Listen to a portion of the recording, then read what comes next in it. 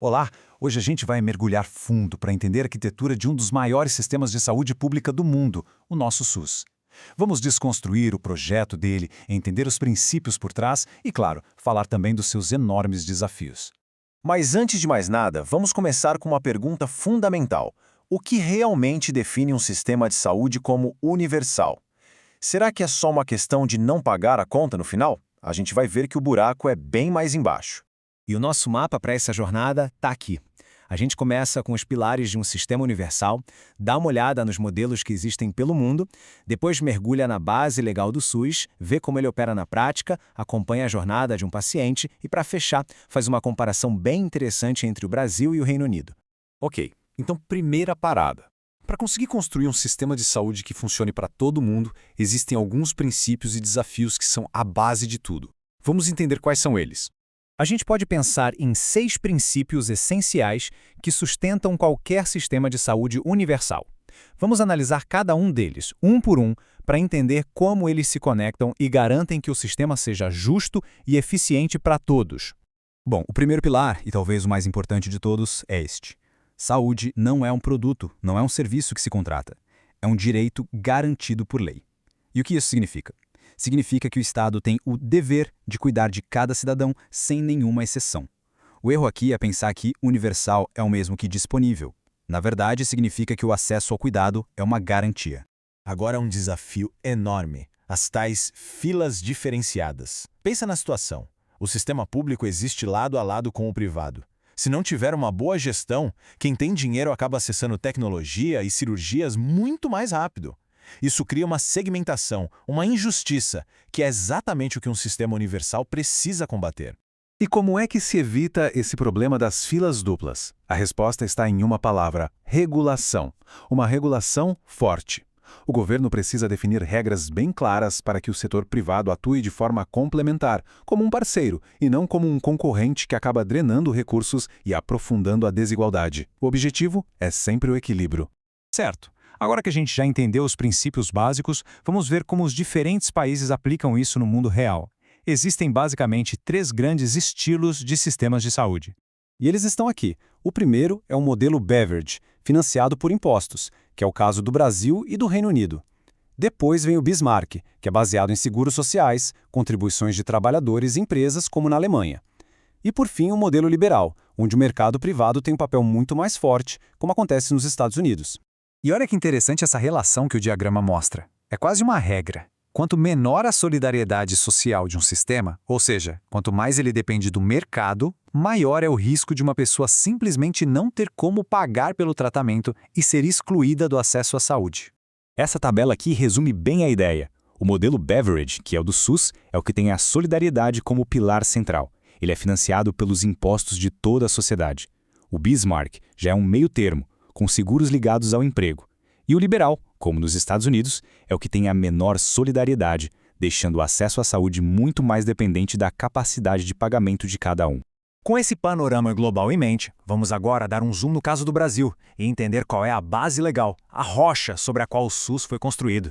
Estes 3 artigos da Constituição de 88 são, literalmente, a certidão de nascimento do SUS. O artigo 196 é o que diz com todas as letras: saúde é dever do Estado.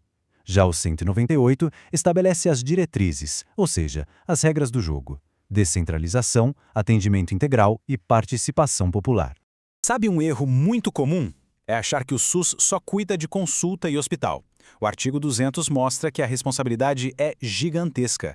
Vai desde o controle da qualidade da água e do saneamento básico até a fiscalização de medicamentos e a formação de profissionais de saúde. E o 199, por sua vez, organiza como o setor privado pode participar, sempre de forma complementar. Bom, já vimos a planta baixa. Agora vamos olhar para a fiação, para a parte interna, para entender como o dinheiro e, tão importante quanto, a informação circulam por esse sistema gigantesco. E o dinheiro do SUS, de onde vem? O financiamento é o que a gente chama de tripartite, ou seja, é uma responsabilidade compartilhada. A União, os estados e os municípios são todos obrigados por lei a investir um percentual mínimo do que arrecadam na saúde. Esse dinheiro todo forma um caixa comum para bancar o sistema. Para conseguir gerenciar um sistema desse tamanho, informação é poder. Os dados são cruciais. E o SUS tem vários sistemas de informação que funcionam como o cérebro de toda a operação. O Sinam, por exemplo, é o que monitora surtos de doenças como dengue e Covid, permitindo uma ação rápida. O CISREG organiza as filas para cirurgias especialistas. Pensa só, sem esses dados, seria impossível gerenciar a saúde de mais de 200 milhões de pessoas. Certo, mas e na prática? O que tudo isso significa para a pessoa que precisa de atendimento? Vamos seguir a jornada de um paciente dentro do sistema.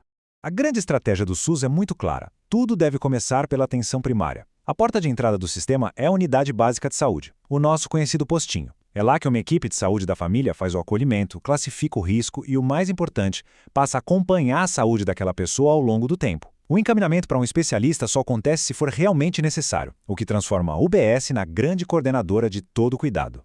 Para a gente amarrar todas essas ideias, vamos fazer uma comparação do SUS com seu irmão mais velho ideológico, o Serviço Nacional de Saúde do Reino Unido, o famoso NHS.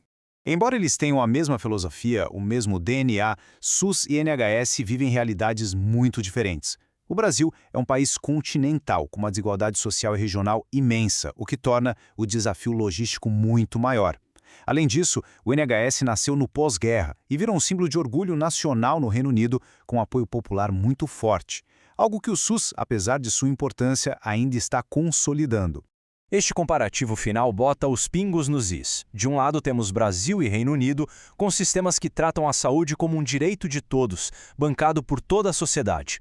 Do outro, o modelo dos Estados Unidos, focado no mercado, onde o acesso à saúde depende, na maioria das vezes, de um seguro privado, o que deixa milhões de pessoas em uma situação de vulnerabilidade.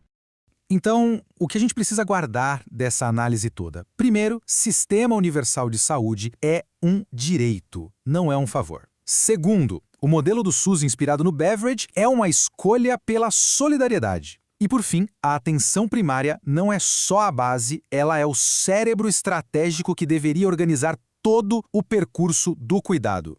E para a gente encerrar, fica uma pergunta para o futuro.